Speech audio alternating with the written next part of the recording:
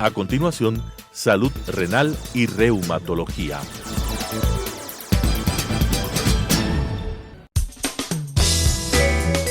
Clasificación A. Apto para todo público.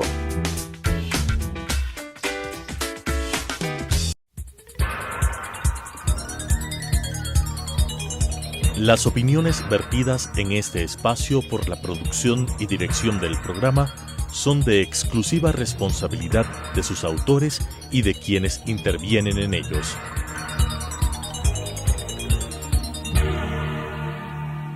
Telesucesos Canal 29 UHF presenta Salud Renal y Reumatología.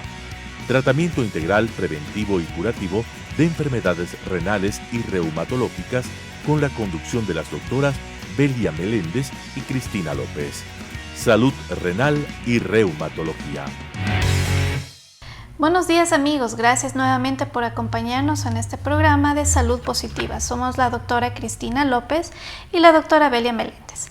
En el capítulo anterior pues habíamos hablado un poco de los síndromes paraneoplásicos, que eran los síndromes asociados a cáncer relacionados con enfermedades inmunológicas y con enfermedades renales.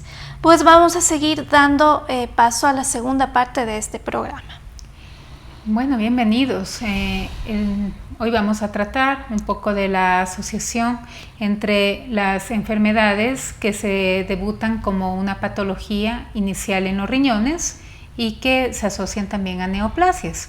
Es muy bien conocida la asociación clara que hay entre la glomerulonefritis membranosa y ciertos tipos de cáncer, como son el linfoma, el cáncer gástrico y el cáncer de colon.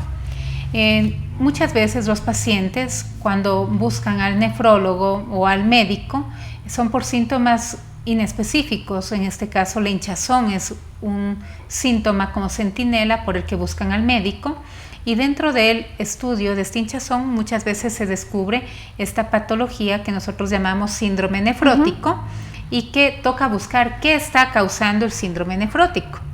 Entonces, muchas veces nosotros, cuando tenemos un paciente que está pasado los 40 años, entre los 40 y 60 años, siempre debemos pensar que esta manifestación de hinchazón, esta alteración de los riñones que están botando grandes cantidades de proteína en la orina, que es esa característica macro, la característica general, es debido a que el paciente puede estar presentando una neoplasia que aún no ha sido diagnosticada.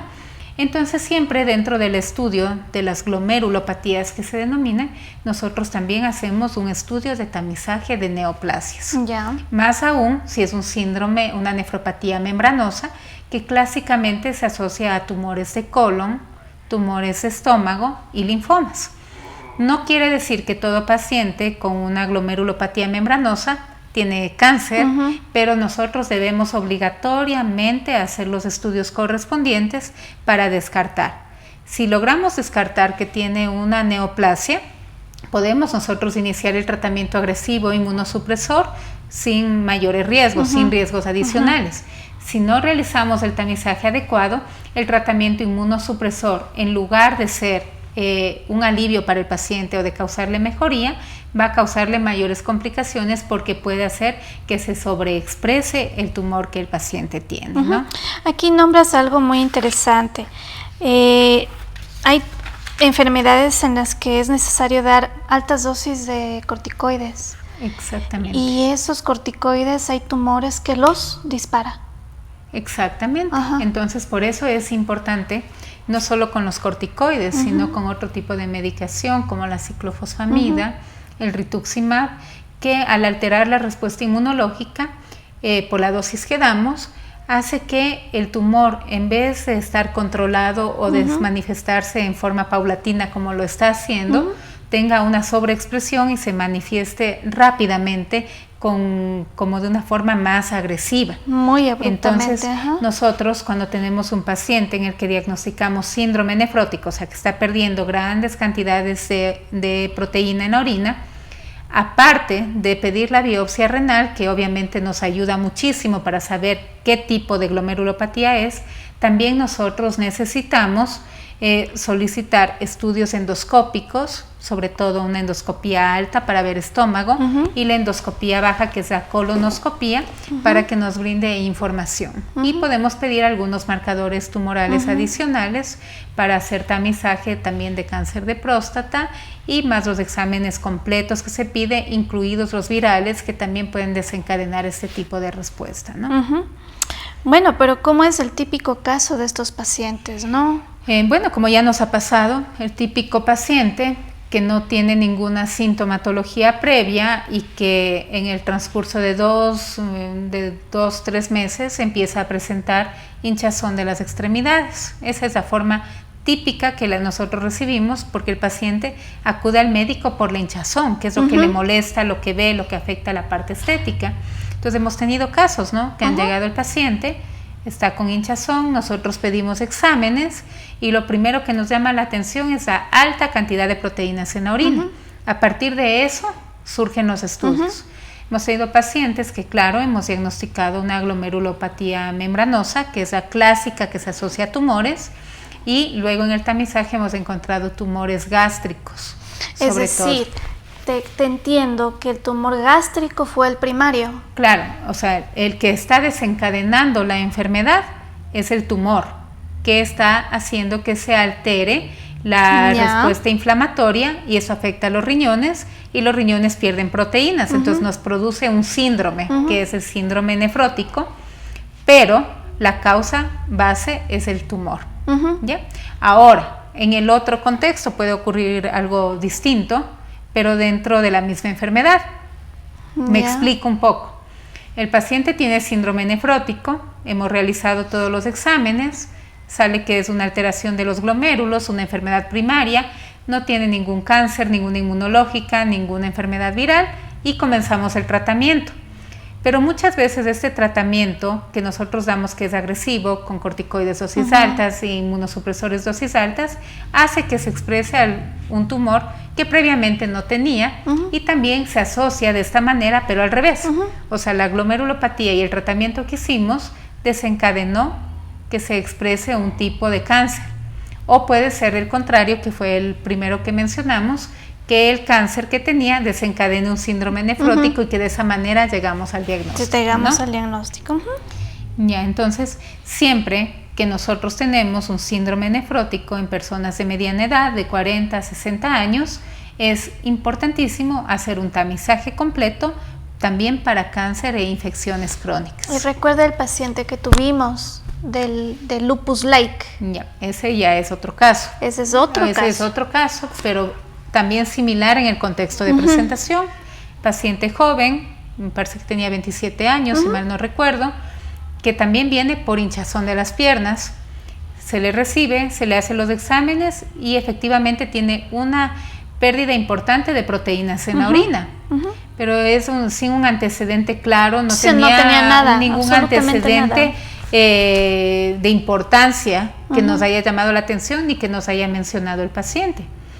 Al hacerle los estudios, obviamente se le biopsia y nos sale un resultado no muy concluyente. En este caso no era una nefropatía membranosa, era una membrano proliferativa. Y nos ligaba más a un lupus. Y además se le hizo todo el panel inmunológico con un resultado que daba positividad para lupus, por el motivo que tú también nos ayudaste viendo al paciente.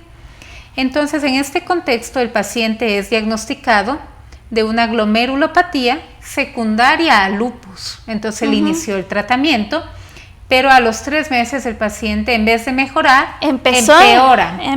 En vez de las proteínas en la orina disminuir, aumentan, empieza a disminuir la función de los riñones, paciente persiste hinchado. Y dolor, había dolor. Y aparece dolor abdominal. Por esta forma de presentación decidimos el ingreso nuevamente del paciente para obviamente estudiar nuevamente, y ahí es cuando se cambió todo el cuadro. El paciente tenía un linfoma de células B que ya estaba muy avanzado. Entonces, ¿qué es lo que ocurrió? Probablemente es que no era realmente un lupus, sino que se denomina un lupus like. no sea que un no similar. que no es lupus. O sea, es como un lupus. Es un lupus-like, el parecido. momento en que tú quitas el desencadenante de ese lupus, el lupus desaparece.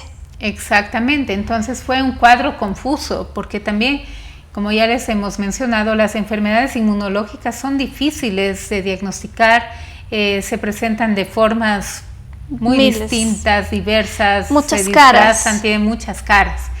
Entonces aquí parecía un lupus y en los exámenes que hicimos, endoscopía, colonoscopía, no se evidenció nada, pero al darle el tratamiento inmunosupresor hizo que se exprese el tumor que ya tenía previamente. Y ahí es cuando salió otro antecedente que el paciente no nos mencionó. Él 5 años antes de este ingreso, él tuvo ya una intervención en la que se extrajo un ganglio, pero que nunca se completó el estudio. ¿Era un ganglio abdominal o ganglio pélvico? Inguinal, un ganglio inguinal. Entonces era la luz que nos hubiera dado para nosotros haberle asociado antes que con lupus, con una neoplasia, y probablemente el desenlace hubiera sido mejor. Muy diferente. Pero desgraciadamente las cosas no se dieron como hubiéramos querido que se den, y se presentó este caso de un lupus-like, o sea, un similar a lupus en el contexto de un linfoma, que debutó como una patología renal. Así es, así es. Ahora, conversando un poco más ya en un cáncer de riñón, el más frecuente es el de las células renales, el carcinoma papilar, el carcinoma de células claras. La mayoría comienza ¿en dónde? En los pequeños tubitos o conductos del riñón, que son los túbulos renales, y que luego se propagan por todo el riñón, dando lugar a múltiples metástasis, tanto in situ y también a distancia, principalmente a huesos, pulmones, cerebros. El paciente con este tipo de cáncer, pues obviamente va a tener un daño renal, porque el tumor va a dañar básicamente el glomérulo y el túbulo. Claro. Habitualmente los tumores renales no suelen causar mayor sintomatología. Curiosamente. Ni tan curioso, porque las enfermedades renales prácticamente no dan muchos muchos síntomas cosas, hasta cuando está muy avanzada la enfermedad. En ocasiones son hallazgos incidentales, que de pronto el paciente va a hacerse algún examen por algún otro motivo, o le hacen un rastreo ecográfico y ahí encuentran el tumor, que suele ser la forma de presentación. Y otra forma de presentación que no es atípica es el dolor lumbar. ¿Por qué? Es una de las pocas veces que el riñón duele. ¿Por qué? Porque el tumor es un crecimiento anómalo. Es una bolita, que está creciendo y que está haciendo que la cápsula que rodea el riñón se expanda. Y al expandirse esta cápsula, que es la cápsula renal, tiene las fibras ahí que pueden hacer sentir un dolor a nivel de la fosa lumbar, que es la zona baja de la espalda. Bueno, en caso del cáncer del riñón, el más común es el cáncer de células claras. ¿El tratamiento cuál es? La nefrectomía. ¿Qué es nefrectomía? Extirpar el riñón que está afectado, que puede ser en forma parcial o total. Como tú decías, obviamente se va a asociar a disminución de la funcionalidad, porque al margen de que este riñón tenga el tumor, tiene un porcentaje de funcionamiento que le está sumando al otro riñoncito que no está afectado habitualmente. Entonces, al realizar la nefrectomía y quitar un riñón, se pierde esta funcionalidad de lo que tenía este riñón, y tenemos un deterioro de la funcionalidad que le lleva al paciente al desarrollo de enfermedad renal crónica en diferentes estadios, que no necesariamente tiene que ser grave o entrar a diálisis porque el otro riñón está compensando, pero sí queda un poco disminuido, ¿no? Pero bueno, nuestros amigos pueden preguntarse, ¿y por qué no solamente saco el tumor y no el riñón? Depende de cuánto esté afectando el tumor, o sea, depende de cuánto la masa, las células tumorales estén, en qué parte del riñón se ubican, si están llegando hasta el uréter, si están llegando a la pelvis renal, que es donde la parte que sale del riñón, que sale con la orina. Entonces, si ya tenemos un cáncer que está infiltrando, un tumor que se está yendo más allá del propio tejido renal, es mejor extirpar todo. Y nos quedamos, ¿por qué extirpar todo? Porque de pronto dejar un pedazo de un riñón que no sabemos si va a ser funcional o no, va a causar más problema y de pronto una nueva intervención. Entonces es mejor retirar la totalidad del riñoncito, porque muchas veces las células tumorales están infiltrando todo el tejido renal sin que necesariamente se lo vea macroscópicamente, y eso ya se determina en el examen histológico, que es el examen ya del tejido. Entonces debemos tomar en cuenta que las personas con un riñón sí podemos vivir, el otro riñón va a compensar.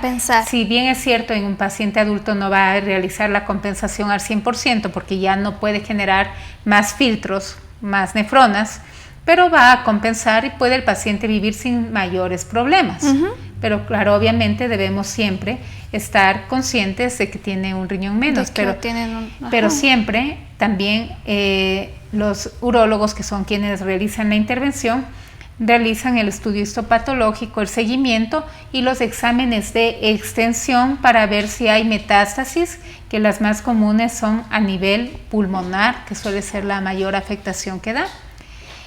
Habitualmente, si no es un tumor infiltrante, se puede manejar solamente con el acto quirúrgico y seguimiento posterior, pero luego, dependiendo del tumor, sí se puede utilizar cierto tipo de quimioterapia que es manejado empieza por el oncólogo y los urólogos, y con seguimientos posteriores. No siempre se hace nefrectomía quirúrgica, o sea, sacar el riñón. También puede embolizarse. ¿Qué es embolizar? Crear un coágulo que tape la arteria del riñón y que de esta manera el riñón ya no reciba sangre y prácticamente se muera ahí dentro, ¿no? Se seque. Exactamente, es otro de los métodos que se pueden utilizar, pero claro, esto es ya más un tema urológico, ¿no? Sí, es un tema urológico ya de especialidad. Bueno, ya sabemos que el uso de medicamentos inmunosupresores van a aumentar el riesgo de padecer cáncer de riñón, ¿sí? Esos medicamentos son utilizados en caso de ¿qué nomás? De trasplante o de enfermedades autoinmunes como las que yo veo. Pues no todas las personas que han padecido cáncer renal va a padecer insuficiencia renal, y no todos los pacientes que tienen insuficiencia renal van a tener cáncer renal. Exactamente. Y bueno, y ya que estamos hablando de cáncer, parte del estudio de los tumores, y no solo de tumores renales, sino de cualquier tipo de cáncer, incluye muchas veces el estudio tomográfico y el uso de contraste. Y el uso de contraste, sobre todo intravenoso, que es el contraste iodado. De esto, ¿qué vale la pena mencionar? Que siempre el uso de contraste puede acarrear una disfunción de los riñones, o sea, alterar el funcionamiento. Entonces es importante que siempre que se va a hacer un estudio contrastado, se valore previamente cómo están funcionando los riñones y qué posibilidad hay para realizarlo o no, si es que el beneficio va a superar el riesgo de ponerle el contraste. Para eso nosotros tenemos una serie de tablas que realizamos puntuaciones, y de acuerdo a la puntuación vemos si es factible o no la realización de este estudio, o si deben realizar un estudio similar que también les ayude a ver metástasis o a estadiar el tumor. Si el paciente tiene ya una alteración en la función de los riñoncitos con una creatinina elevada, muchas veces sí se puede realizar el estudio, pero previo recibiendo una medicación apropiada para que los riñones no sufran un daño adicional. Esto se llama nefroprotección, ¿no? Y hay varias medidas y protocolos que se utilizan de acuerdo al centro hospitalario, de acuerdo al manejo de cada centro. Cada uno tiene su protocolo basado obviamente en la evidencia y en lo que se ha visto que funciona para proteger los riñoncitos, ¿no? En el paciente con cáncer, pues la mezcla de situaciones con las que conlleva el daño renal, estas van a ser, primero, la coincidencia de factores nefrotóxicos, una situación de mala circulación renal, la administración frecuente de contraste iodado, que puede ser, o sea, puede suceder, a veces es imprescindible, no se puede llegar al diagnóstico con una sola imagen en ocasiones y se necesita hacer más. ¿Y para qué mismo? Para valorar cómo está ese tumor, cómo está evolucionando. Los estudios tomográficos, los estudios de imagen sirven para ver la localización del tumor, el tamaño, presencia o no de metástasis, o sea, de riega del tumor por otros órganos, y también ver si hay infiltraciones cercanas. Se puede hacer con resonancia magnética también, pero obviamente va a depender del tipo de tumor que se esté investigando. Muchas veces la tomografía es el estudio estándar, que es el más adecuado. Sin embargo, hay ciertas limitaciones. Entonces, si bien es cierto, nosotros queremos descartar de pronto metástasis, pero no podemos tampoco llevarle al paciente a diálisis. O por lo menos debemos comunicarle el riesgo que tiene para que el paciente, dentro del conocimiento que se le está brindando, de la información, él pueda autorizar la realización. Es importante el consentimiento informado, ¿no? Sobre todo, lo que debemos tener claro en la nefroprotección es que el paciente tiene que estar sumamente hidratado. Exactamente. El contraste iodado, que es el que se utiliza para estos estudios, tiene 3 mecanismos para ser tóxico y producir lesión renal. Uno es la vasoconstricción, o sea, quiere decir que se cierran los vasos, llega menos sangre a los riñones. Tiene un efecto tóxico directo sobre las células renales también, y también crea que la sangre se haga más espesa, más viscosa, y se formen microcoágulos que taponan los riñones. Entonces son 3 mecanismos. Basados en este conocimiento, nosotros realizamos las medidas de protección. Una de esas es la que tú mencionaste, que es una hidratación amplia. El paciente tiene que estar muy bien hidratado para que la sangre esté fluida y disminuya el riesgo de esta mayor viscosidad y la formación de coágulos. Pero también tenemos otras medidas, como son, primero, minimizar el uso de contraste. O sea, mientras menos contraste utilizamos y mientras menos veces se expone al contraste, es mucho mejor, aunque a veces no podemos evitarlo. La otra medida es el uso de estatinas, que normalmente se utilizan para el control de los niveles altos de colesterol. En este caso tiene un efecto adicional que mejora la circulación y hace que llegue mayor sangre a los riñones, entonces contrarresta ese efecto de vasoconstricción. El uso de bicarbonato para hacer que la sangre no esté ácida, sino que esté más alcalina, y de esta forma se disminuye el riesgo de toxicidad.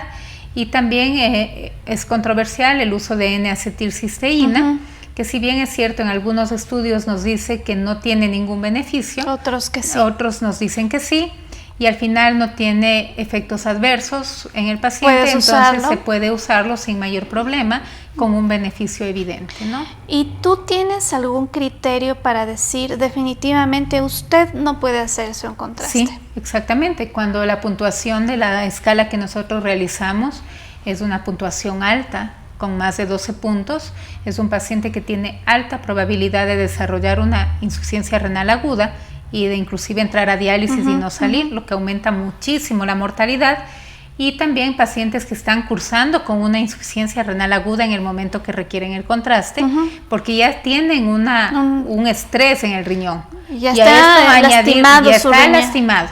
A esto le añadimos otro estrés, posiblemente esa falla renal se va a perpetuar, o sea, se va a quedar con mayor tiempo para recuperar o no recuperar, y con altísimo riesgo de que el paciente requiera diálisis en ese momento, o que incluso se quede en diálisis ya en forma crónica para largo tiempo. Entonces, pacientes con insuficiencia renal aguda no les autorizamos, ¿no? O sea, no autorizamos. Sin embargo, si el médico que quiere la tomografía, él encuentra que es muy beneficioso, que es indispensable, y le comunica al paciente los riesgos que tiene y autoriza, pues se puede realizar, ¿no? Pero basado que firmar en los riesgos y firmando el consentimiento, su documento de que está en conocimiento de lo que puede pasar y de que hay altísimo riesgo de que necesite terapia de diálisis, no solo para ese momento, sino hasta ya largo tiempo, o se quede en diálisis, ¿no?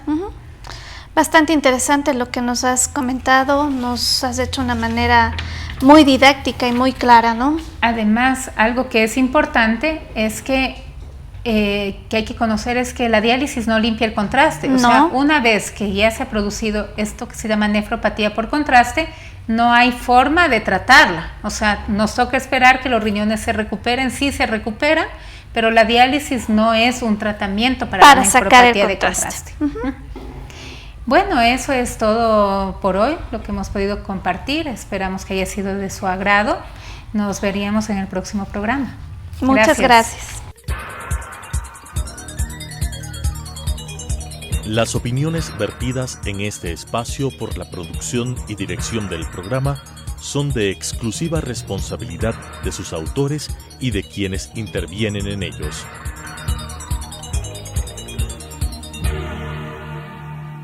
Telesucesos Canal 29 UHF presentó Salud Renal y Reumatología. Tratamiento integral preventivo y curativo de enfermedades renales y reumatológicas con la conducción de las doctoras Belia Meléndez y Cristina López. Salud Renal y Reumatología.